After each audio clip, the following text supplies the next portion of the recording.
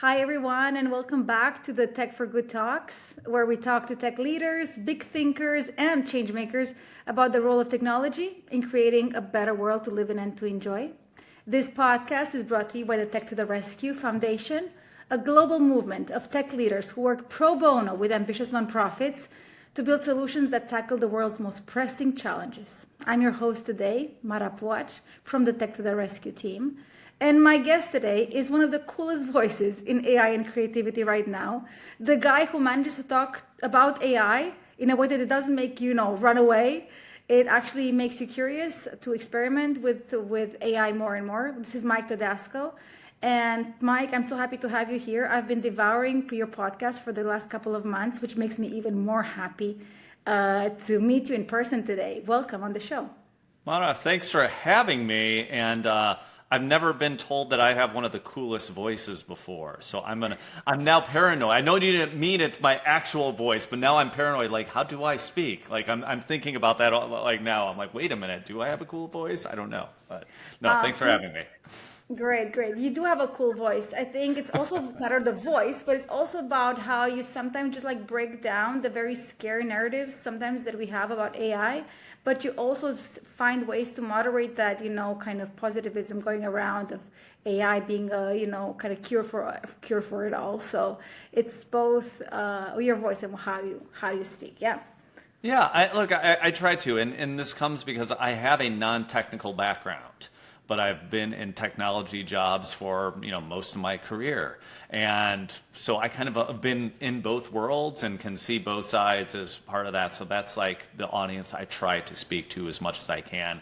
And yeah, there's like most things in life, there is good and there is bad that comes from it. Yeah, So and AI will definitely. absolutely be the same. Great. So, Mike, people who know you and who've heard about Mike Tedasco, they have a very, like, the first association that comes to mind is PayPal, because it's a huge brand and you've spent more than 10 years actually leading, right, the innovation team and even mindset, I would say, at PayPal. And now you're doing something very different and also in a very different setting. I would even say academic. Can you tell us what you've been doing ever since you're not with PayPal anymore? Yeah. So look, I had an amazing time at PayPal. I left there in 2022. I was in the same job for 6 years, running the innovation group at PayPal, and it was an amazing job, an amazing time. But it was time for me to move on and just to explore different things. It was the longest I'd ever been in one job before. And in 2022, that summer, I was just getting very excited about AI in general. I've been playing with the tools for a couple years at that time, GPT-3 specifically, some of the image generation tools, and I was just wondering why no one was talking about it. And like it was like I'm like, why? There should be more discussion about this. This is amazing where we're going and so forth. This, of course, was before ChatGPT came out, which kind of opened the floodgates on everything. So I just started writing about it. And as part of the writings, somebody I know who was a dean at a university reached out to me and said, "Hey, I love what you're writing about this. We have an AI center here. Do you want to continue writing and maybe do some other stuff with the center?" I've always had a soft spot for teaching. I've taught like leadership and other classes in the past. I love mentoring students. I love the university atmosphere. And so that's how I got involved. And so I'm, at San Diego State. My title is a visiting fellow, which means I kind of get to work on whatever really excites me in many ways, as long as it's kind of related to the mission. And I love that freedom. And I love the AI center that I'm part of there. Wow, congratulations. What a great switch into Yeah. something, closer to impact and also closer to the next generations that will be using these technologies much more than we do, than we probably even imagine we're going to be doing. What Yeah. I also loved reading your LinkedIn bios was basically you talk about yourselves by saying Mike wants to be a helpful guy. And I really like that. Tell me, through your work right now with teaching and with students, who, like, what kind of actors or stakeholders do you interact most? Is it students, academia? Is it startups? Is it nonprofits? Is it the government? Like, What kind of jobs do you get engaged in? It's a little bit of all the above, to be completely honest, but I would say mostly it is a lot of work with students, not only through my work at San Diego State, but San Jose State, and I will give talks at like other schools where I know teachers up here. I was at Berkeley a few weeks ago where I used to go to school and so forth. So like there's a lot of interaction with students. Also with startups, I live in Silicon Valley, so it's a very startup culture. Many of my friends are running startups or at them, so I'm constantly talking to them as well. So I do have a pretty, and also like government agencies and things like that have a strong interest in this space as well. So I have a pretty broad perspective of AI and where the interests and the fears are for all these different constituents. That means that this last year and probably the last 2 years of your life, you've had a really nice, broad overview of how AI is changing, how people work in so many sectors. Can you maybe tell me something, looking back at last year, something that really surprised you, like some kind of, I don't know, revolutionary leap that has happened either in academia or in the startup world? Something that really stuck with you and inspired you to say, wow, this is the right place for me right now. This makes a lot of sense. So what are we seeing that's revolutionary? It's a really good question. So within the startup world, I think the biggest revolutions have been in coding and coding assistance and so forth, and there's a reason why coding is kind of taken off first with like these AI tools. I think it's because, well, it's two things. One, the people who are developing these tools are coders, and typically people are making products that serve themselves in some way. When you're the customer, it's easier to make that product. And two, coding logic is it's very logical. Just kind of A leads to B, leads to C. There's often notes explaining it. These are things that AI tools and models can very much work off of. And so there are startups that are building stuff using Claude, using ChatGPT or GPT-4o or something like that in the background, or using Llama by Meta, all of these bigger models, but then they're taking it and being able to inject a different user experience, if you will. And that enables a developer to be way more efficient and effective. And that's something that today, I would say if you're not a coder using AI tools, you're going to be behind. And I think that's pretty universally seen and done in large and small companies. What is more important today, and I talk with a lot of students who are pretty afraid of like the world they're entering with AI. If you're an engineer, for example, what's more important is not necessarily knowing JavaScript or Python or whatever coding language it is that you've been studying, but it's learning how to think like an engineer. Like that is the skill that is going to be most valuable. And what is starting and what is like being revolutionized for engineers and coders today is going to apply to many other disciplines and businesses and backgrounds and so forth going forward. I'm very much a writer. I love writing, but AI can write an email really well. It can't write a book. And I know because I constantly have an AI try and write a book for me and just can't do it. It can actually do it, but it is not even close to producing something I would want to read. But like these tools will get better and it will be able to do many other things going forward. And we're just starting to see what it's capable of. Absolutely. From my experience working with a lot of nonprofits that are working in fields completely unrelated to technology, Yeah. I see a similar kind of tendency, right? People who have been and are experts in their fields, whether it's, health, disaster management, education, you name it. It's right. Last year has been the big switch moment when they actually start thinking in terms of, they start tackling new challenges with the question, how can AI help me get this done faster? Yes. And this is something that if you think about it, January 2024, this mindset was not there, yeah? It all happened in 12 months. We went from, I might, explore something with AI. And right now you're having this kind of AI first kind of problem-solving approach and questions that you ask yourself, your team, creating teams, right, for several projects. So this is a huge, huge change that we have seen also in the nonprofit world. Look, and I think often the benefits of AI are going to accrue more to the companies that aren't as, for lack of a better term, technologically savvy as other ones. So, for example, when I was at PayPal, PayPal had a whole lot of, we called them at the time machine learning engineers. We had whole teams dedicated to this. We're making amazing things as part of it. Will PayPal, where I'm no longer at, will it benefit from generative AI? Sure. But if you're already an engineer, if you're already doing this stuff, the benefit is going to be, I would say, relatively less than if you're a nonprofit who only has a couple people, who now you can use an AI to be your data scientist. You can help it to do some legal stuff for you. You can help it with your tax reporting. You can help it with your marketing campaigns and all of these things where you didn't have access to that before. Like, that's where I see and I hope for the greatest benefits. And nonprofits, I think, are ripe for this. There are so many opportunities out there, so many ways to use these tools to help you fundraise, to help you just serve your communities better. And we're only just starting to discover that.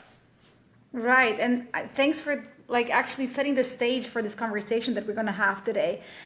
So going back to how fast things have changed in the AI world in 2024 and the rapid advancements that we've seen, especially in generative AI, what's your personal trick or strategy with keeping up to date with tools, with things that can simplify your work and or even revolutionize what you do?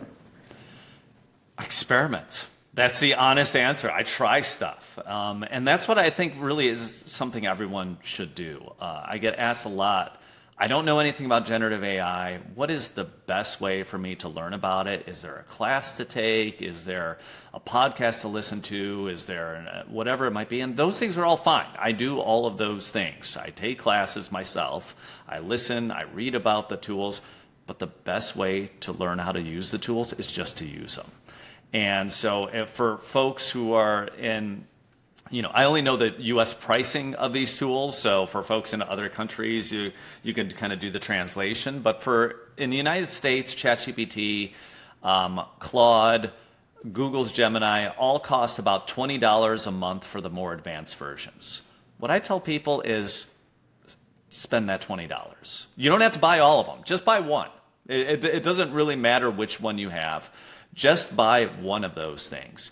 Get the best model out there and just use it. Use it all the time. Use it for your tasks. And they all have, and I use them a lot. I use them personally. I use them professionally.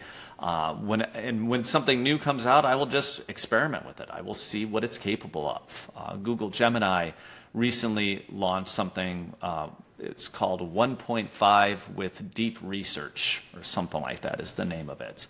And you can give it a task. You could say something like, hey, Gemini, I want to understand what are the countries in the world that have the highest poverty rates, but also have high cell phone coverage. Because maybe there's something in what you're doing where you need the correlation of those two things. You can tell it to do that or whatever it is that you want. It will go thinking for 5 minutes or so, and it's churning. Sometimes I've seen it pull 100 different websites worth of information, and it will generate a report for you based on that. And it'll do all that in 5 minutes. And for so many things you're working on, again, this could be personally, this could be professionally. It could be personally for taking a vacation, and you have these, criteria that you want to do and so forth. It can do all of these different things for you, and that's just something new. And the only way you really discover that is when you play with these tools. And so that is the thing I use, and the thing that everyone can do is just try them out, see what works and see what doesn't. In the world of nonprofits, so very often these organizations really sit on huge data sets. They've collected data over decades, right, on a specific topic in a specific region, etc. And there's definitely a huge temptation to start working with AI, but also they have in the back of their heads the fact that they can't just like put their data in there and ask for, data analysis. This is very sensitive data very often. So in this case, how could they use AI in a responsible way? What is the best way to actually tackle those projects, knowing that there's this kind of temptation to just put it in there and say, ChatGPT, analyze this data set for me? So first of all, the first thing you have to ask is this okay to share this data? If you have personally identifiable information in there or something that is sensitive, probably not best to put those into the models. So like kind of putting that aside for the time being, assuming it is okay to share that data, whatever you might have with these models, I don't think it's necessarily a bad idea to do what you just said, Mara. I think, to put it into ChatGPT, or potentially a better tool would be Notebook LM by Google. It uses a slightly different technology called RAG, which stands for Retrieval Augmented Generation. And it really then will take that data set and focus just on the data in there. It kind of freaks out, it hallucinates a little bit less with that type of a model. But use that to query it. Just say, hey, here's a data set. What are the big takeaways that you see in this? And just start asking questions. But and then you could frankly have a conversation with Notebook LM or whatever you might have. Notebook LM actually has a feature where you could click a button and it'll actually make a podcast about the data or about whatever you upload in there. And it's another way. For me, I'm a person who loves to listen to things. If there's an article or something and seems pretty tedious or difficult for me to read, I'll throw it in there. And just sometimes, it gets you really close to that. Now, it's not perfect. You need to go to the source and dive deeper to make sure it doesn't hallucinate. But for a starting point, I think you could do a lot with that.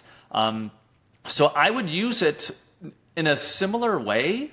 Say you're a small nonprofit, you don't have a lot of budgets, you don't have the budget to hire a full-time data analyst or even a data analyst intern.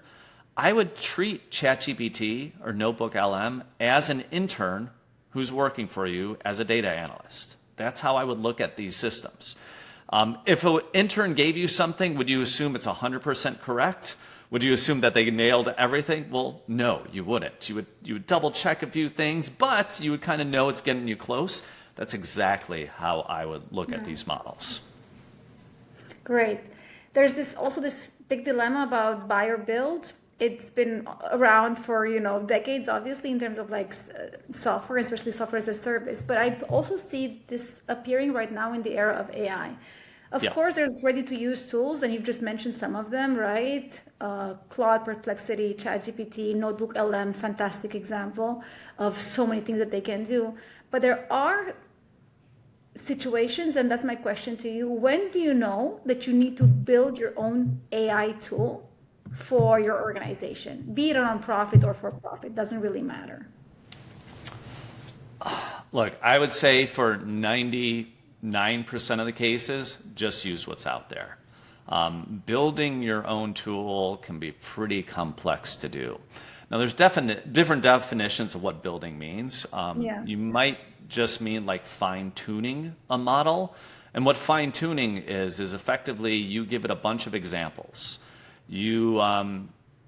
Let's just say it was, related to, customer service or questions and answers on your website, where you can have, okay, given this question, this is a good answer. And you just keep throwing those examples into a model.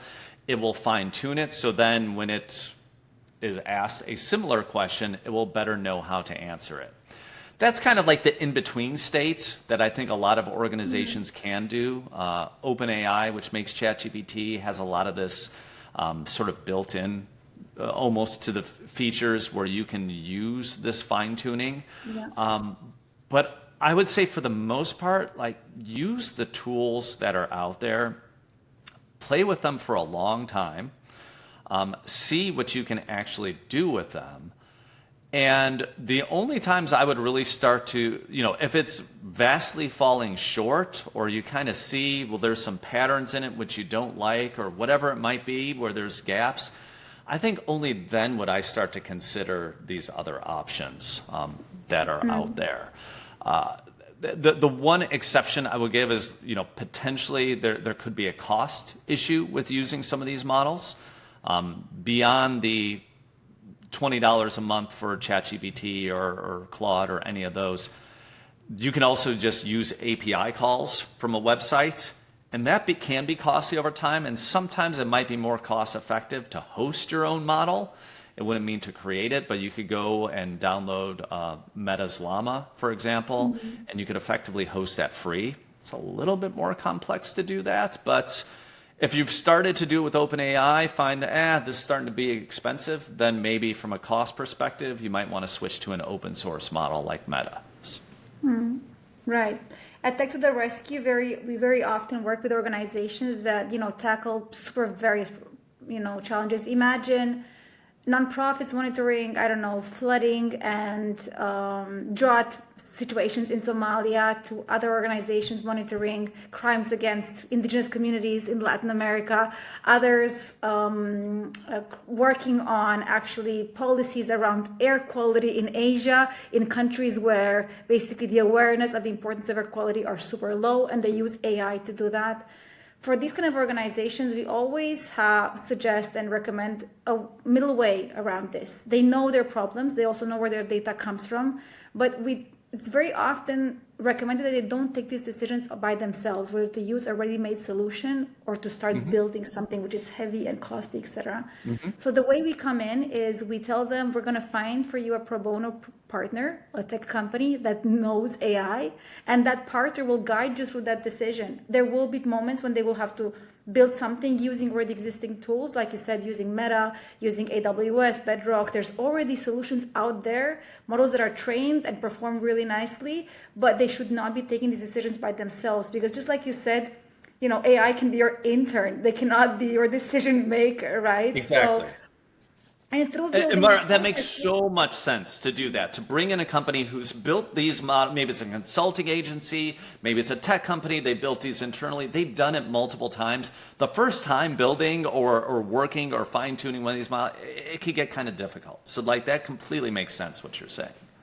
Yeah, exactly. And this is the moment when we actually we see these two worlds of technology and impact working in the most beautiful way together, right? Because the guys from the impact organizations, they know the problems, they've been living with that cause or that challenge that they're solving for years, and here comes a tech company who is able to navigate this rapid advancement in AI, and through this partnership that at Tech to the Rescue, we also make it pro bono for the nonprofit.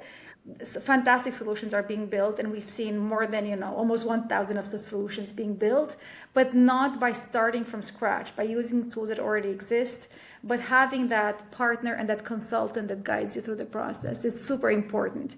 Of course, for personal reasons, I'm absolutely with you. Just use what is there. I also use ChatGPT to plan my holidays, or even sometimes decide on how to prioritize some goals within my, let's say, organizational planning charts, my OKRs, right? ChatGPT is a fantastic consultant, but when it comes to, let's say, more sensitive data, or when I'm actually solving a really burning problem, I might want to have somebody by my side who's really able to help me find the best model for me, and even sometimes build a user interface that helps me actually understand the outputs better. Yeah, this is super important, especially for non-technical AI users.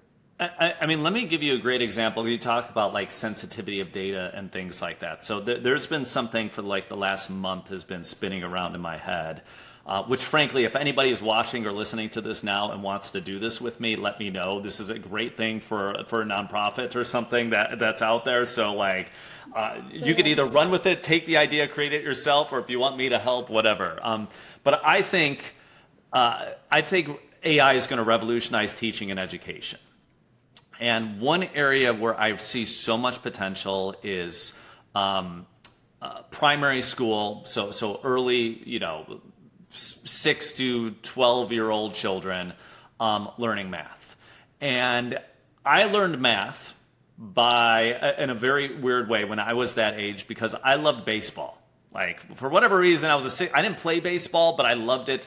And as a kid, I got these baseball cards. They had all these statistics on the back. And that is literally how I learned math, is because from these little cardboard pieces with baseball players on the front and all their numbers on the back, I figured out what those numbers were. It was unlocking a code to find out, well, who was the best player and all this other kind of stuff. And if I had all of my like math classes talking to me in baseball terms as a kid, I would have loved it. I would have been just so excited to go to math class every single day and just love that whole experience. And I think this is true for all kids. I mean, whatever it is, your personal passion, if you can meet them and talk to them in that, there's an opportunity. And here's where AI comes in. The old way of teaching, you might have a class of, let's just say, 20 or 30 students.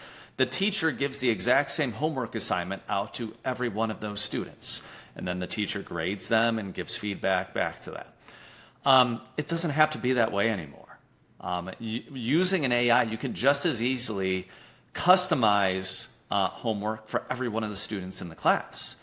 And what I mean by that is, say if they're learning, something about multiplication, and we know Mike loves baseball, but Mara, what would have been your passion actually growing up as a kid? What would you have loved to have in your math class? Teach me chemistry using music.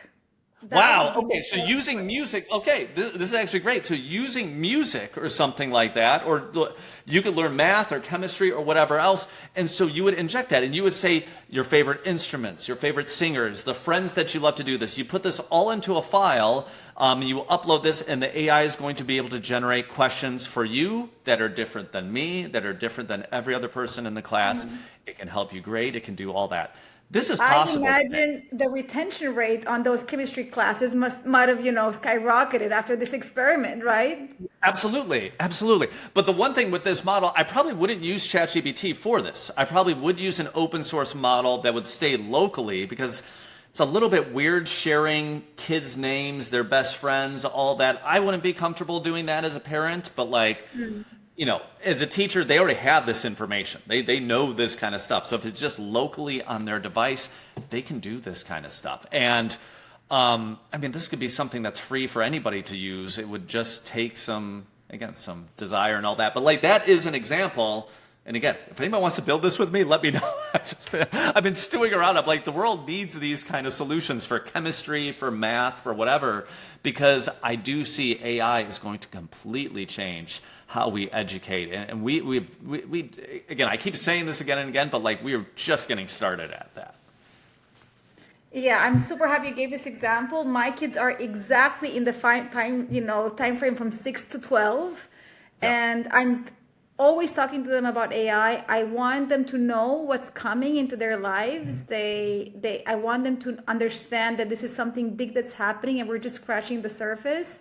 And I'm so happy to see them also experimenting with tools, especially going through conversations that are more difficult to have with your parent. I see that my oldest son is actually asking ChatGPT sometimes very interesting questions about life, like philosophy type. Yeah. And I'm also curious to see the answers, right? Because they come from to understand also the cultural, let's say, filter that went into that, creating that answer for my son. So It's really, really interesting how these guys use these tools for their very needs. And sometimes their needs are not only school related, they're life stuff. Yeah. Look, for anybody with kids, I've had my kids now are 11 and 13. And my kids have been on these for a few years now. And my younger daughter, so she was probably 9 at the time, a bunch of friends of hers decided they were going to create a car company. Okay, all right, they're going to make their own automotive. And because I'm like, oh, is this a school project? No, we're actually going to create a company. Okay, cool, whatever. You do you. That's great. We live in Silicon Valley. You want to make a car company? Make a car company.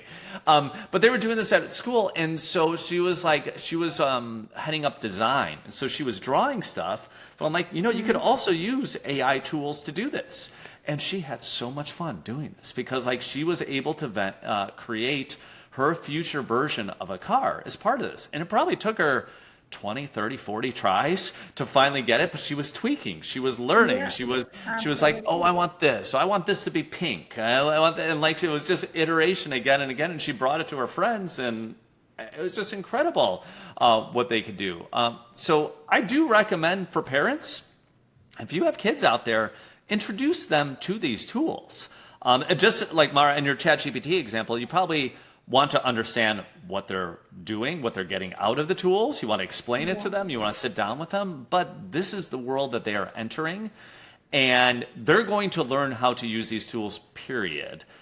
They might as well learn about them from you. That's how I always kind of think about so many things with parenting. Yeah, I'm with you on that one. Let's go back to our nonprofits and how Yep. they can use AI for good. And actually, I'm gonna bring in the topic of storytelling, which is sort of connected with what we've been talking about before, right? Storytelling is so important for nonprofits to make more and more people aware of their cause, more and more donors interested in supporting them. Can you give us an example of how AI can support nonprofits in storytelling? Is there maybe you even have an example from real life, or you've done some research, or your students are working on projects related to this? I'm super interested to find out how storytelling can be boosted by AI, especially in the context of nonprofits. So I think there's so much that could be done here. What I would do if I were in a nonprofit, I would almost here's exactly what I would do. I would get probably use ChatGPT for this because it might be the best way. I would have ChatGPT. Say I'm a director at a nonprofit, and I have all these stories in my head, like literal stories about ways we've impacted people over the years and all that. I would probably set a few hours aside over a few weeks and have ChatGPT interview me about it. So I would say, hey, this is our nonprofit. I want you to find out what are the best, most impactful stories that we've had. And I want you to be a probing podcast interviewer and asking me these questions. And, let's just do this. And with ChatGPT, there's a great voice interface that's very natural. Usually you ask it questions, but you could turn that around and have it ask you about them. The great thing about using it for this is it will also transcribe everything. So as you're telling these stories that are just existing in your head, it's actually getting them down on paper, because you could then take that transcription and then you can do whatever you want with it. So I would do that for a couple hours. I would probably then take that transcription, and maybe you're going to have 10 or 20 actual stories there. And then I would use that in marketing campaigns, use that to A/B test. So, maybe then at the end of it, put it into take this whole script, put it into another ChatGPT instance and say, hey, can you just summarize the stories that I've talked about in here? So there's 12 different stories, summarize each of them, get the key points of all of those and maybe some keywords around that. And then you could actually use that, again, in your marketing campaigns, where you could say, hey, I want to A/B test. So I have 200 potential donors. I want to send 100 of them story A, 100 of them story B. Write me a marketing email that I could send to group A, a marketing email for group B, and let's just see what the results are. And you can do that. And again, this doesn't even take any fancy software other than just, MailChimp or some emailing software. You could probably even do more stuff if you have A/B testing software. But that's a way to literally use the story. And the stories are what resonates, right? I mean, it is probably you as a leader within a nonprofit, the stories that you have in your brain, the ones that maybe haven't been shared, the ones that stick with you are probably going to be the ones that resonate most with the donors or whomever it is that you're trying. It could be government, it could be a whole bunch of different places. But what I say is get those from out of your head, get them down somewhere where then you could actually start really using them. And that in that example that I just gave, you could have every person in your nonprofit give that exact same interview with ChatGPT. Buy the account that allows everyone to have access, have everyone say, do you know what? Monday, 9 a.m., we're all going to get interviewed by ChatGPT, and then send the results here. And so instead of just having the 10 stories you have, you could have several hundred of these. And I bet you some of these stories you probably don't even know about. And that starts to really unravel things, it brings like that collective intelligence of your organization. It brings that all together. I love that. I love the idea of ChatGPT interviewing us. I love the idea of not using a CRM plus Asana plus Notion plus email to collect the stories. I love the idea of AI actually summarizing and really recommending which stories might be best for my personas donors, and also the A/B testing part, which is like you said, these are tasks that don't have to take weeks anymore. They can be done literally within a couple of days. What you just mentioned right now could be, if you really want to, you can even do it in a day, but you don't have to, right? Like you can also give yourself a couple of days to think things through. But like, I love that process. Can you also tell me something about formats that really work nicely as AI outputs, especially in the context of storytelling? Because now we've been talking about a lot of text, probably, right? But also you mentioned voice as being interviewed, or even recording what you have to say to ChatGPT. What other formats can nonprofits experiment with? So the major things that can be generated are, it could generate text, it could generate voice, and now these models can also generate video. For each of those, for video, it's not going to be able to give you a full commercial or anything like that, but it could very much it very much could, generate some B-roll, as they call it in the industry, or some other things that you can incorporate in there, and it's going to look effectively professional quality. Google has one, OpenAI has one called Sora. These are actually available now, and they can make pretty amazing product. I think the best opportunity for a nonprofit, just carrying on that story idea, I would say, take those stories and start to tell those stories to the world.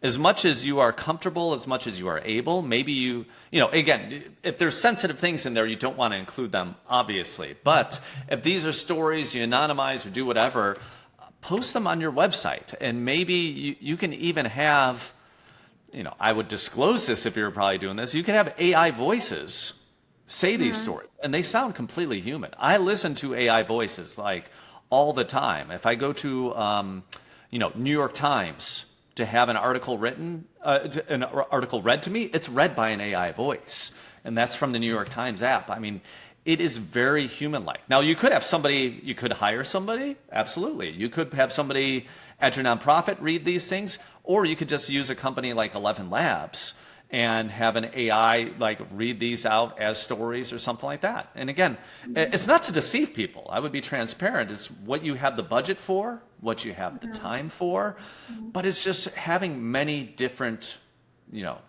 types of media that you can tell the story, that you can try and reach new people out there. I write, I do podcasts, I do all this because I want to hit people in many different places. Not everybody wants to read a newsletter.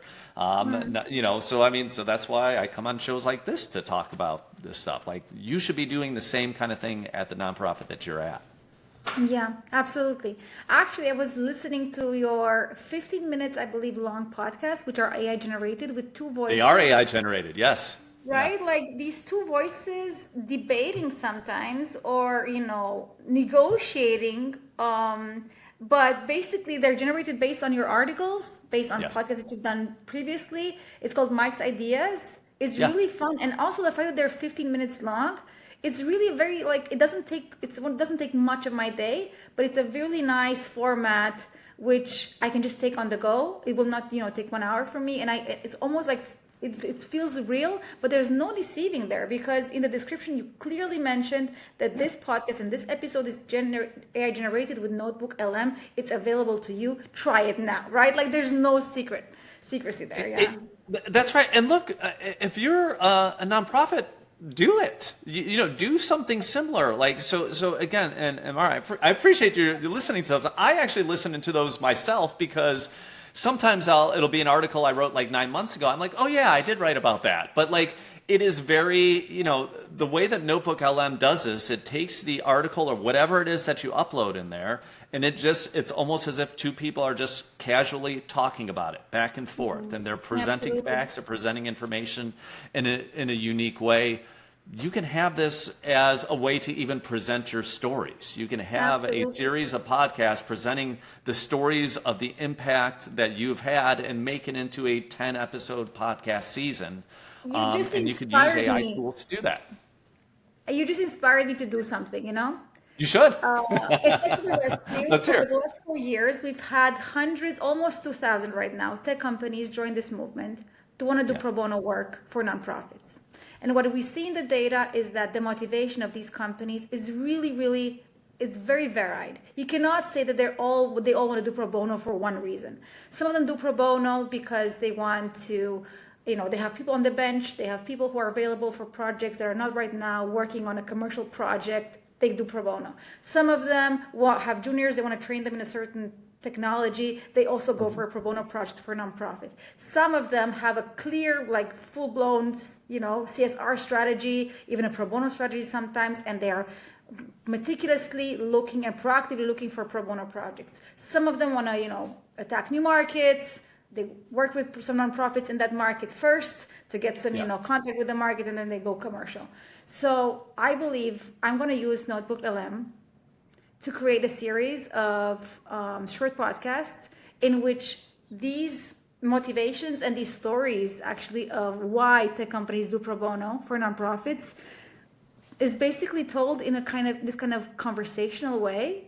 And I think this is Yes. it's going to be my experiment of Q1. So thanks so much for I, inspiring I, me. I love it. Please let me know how that goes. I'm curious I would love to listen myself to hear that. That's the thing. We're just starting to, so Notebook LM and the podcast feature is just opening up an entirely new way of thinking about sharing information that we really didn't have before. To produce a podcast, like what you're doing here, you have a producer and a setup and all this other kind of stuff. Like, it's introducing something else. And while the quality is not at the level of what you would have in a live chat like this, it's still pretty good. It's listenable. And especially if you're only doing it in like an 11-minute bite or something like that, it actually works out quite well. And so I find myself listening to Notebook LM podcasts, knowing that they're an AI, but it's a great way to convey information. So like, it's something that I do encourage people to experiment, and maybe even just internally. You could just within your own organization share these. Like, it doesn't have to be outside the walls of your nonprofit. It could be many different ways to do that. Absolutely. Mike, maybe you have some other really practical stuff. We talked about storytelling. Maybe there's other really practical examples that you want to, give to nonprofits. Right now, we're getting closer to the end of our episode. How NGOs can use AI internally, and how can they experiment with it? Apart from storytelling, we've talked about fundraising. Maybe there's something else that you want to bring to the table. And Well, here's the inspire. first thing that I would say above Yeah. everything else is make sure that the people who are working for you and with you in your NGOs, in your nonprofits, know that it's okay to use these tools. And so as an organization, because not every company has done this, you need to define what that means. And frankly, if it means that you want them to use ChatGPT or Claude or whatever it is, buy I think it's called a corporate account or whatever it is, and make sure everyone knows, like, hey, it's okay to use this, like this what it is, or it's fine, use it for personal stuff, just don't do this, this, and this. Make it really clear is the first thing I would do. Second thing I would then do on top of that is I would set an example for the organization. So say you're the executive director of a nonprofit. I would just start sharing in whatever way makes the most sense. Maybe you have a weekly meeting or whatever it might be. Start sharing out, hey, this is what I'm doing with these tools. And just to set that example, to know that if kind of the boss is doing this, that, well, maybe everyone else should be doing it. Because it's real easy to just get stuck in your ways and to never actually use these tools and just say, well, what I'm doing is fine. Here's the reality. We're all going to be using these tools in a few years. You might as well start now. And the more that you create an environment where you're encouraging that experimentation, where you want people to do that, and and in some ways people will be rewarded, whether it be just recognition, a pat on the back, whatever it is. When I say rewarded, like, make sure that that is really known within wherever it is that you are at. And by setting that culture, you will start to become an AI first organization. Yeah, that sounds great. I think that we're seeing this movement already in the nonprofit sector. There's a lot of leaders that are embracing AI and inspiring their teams to do that, and actually even mandating teams to start working with AI, because the benefits are there, the time you're saving, right? But also, like, the number of ideas in a brainstorming sessions. It was always some kind of people are in a brainstorming session, but they're also checking their emails, they're also checking their phone because they get notifications, right? Like, brainstorming with ChatGPT is pure pleasure from this point of view, because it's there for you and it's working on your brainstorm session and giving you very, very fast feedback. I've also experimented a bit with ChatGPT in more like strategic question, like asking him open questions or telling him about my options and asking him what should I do first, or how would you prioritize this idea. Very important, prompting smartly, right? Yes. Knowing how to set the stage and how to start that conversation with ChatGPT, all that really matters. But like you said, like, learning how to get started has never been easier. There's so many podcasts and even courses on YouTube it. Yeah, you will find it, or you can ask ChatGPT how to get started with this thing. Well, Mara, that's what I always tell people. If you don't know what to do with ChatGPT, ask ChatGPT, what can I do with you? And it will start, and that will start the conversation right there. That's right. Right. Let me just ask you one more, let's say, tricky questions before we end. I also know that AI is not a kind of cure-it-all type of solution, right? And we also want to make sure that everybody understands that there are risks involved, especially when we start using technology, not knowing exactly what it can do and how we can actually influence our decisions on some topics. Can I ask you, what is one thing that you would like everybody who uses AI tools to know before they get started? I think it's actually really important to just know that these things are fallible. So what I would suggest is actually ask it about something you know a lot about. And you will see that it's maybe not exactly perfect in what comes out. This is true also with Google searches. Like, if you really know a lot about something and you search some things up, it might actually get some things wrong. And I think it's just important, and the way to really find that out is to, like, where you are a deep expert in something, and it probably has to be maybe fairly niche. You'll probably see, oh, that makes sense, or that's good, but, like, oh wait, that's wrong, or that's not quite what it is. And just, like, be aware of that. So I think the biggest risk in this is a concept called falling asleep at the wheel. And what that means is that you just assume with the AI, it's right, do whatever. What the AI says is always true. And that's not the case. Like, we need to be the drivers here. And we need to be conscious of what the AI is doing. We need to be aware. We need to be looking at it, because it isn't perfect. If I have a Tesla and that Tesla has full self-driving, and it will allow me to fall asleep at the wheel, to use that term literally. But that's where the concept comes from. I mean, so even when the car is driving itself, I'm paying attention. I'm paying very close attention to it at that time. And in all things you're doing in AI, like, even when the stakes aren't as high as driving, you need to be paying attention as well. So everyone should be doing that.